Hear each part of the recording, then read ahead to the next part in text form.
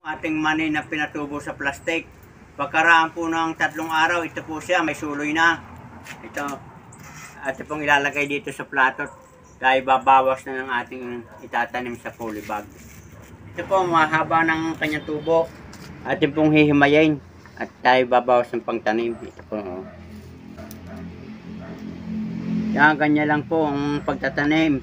Para sigurado pag dito sa polybag. Pero pagka po sa malalapad ang taniman, hindi po ito obra at tayo mapapagod ng paglalagay ng kwan ng ganito.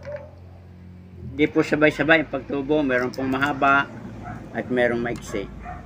Yan po mga kabayan, pagkatapos nating maalisan ng balat, ito po, kita natin yung mga suloy at yan po yung ating itatanim na. Ito po mga kabayan, atin na pong itatanim sa polybag itong ating pinatubo na mani. Ito po.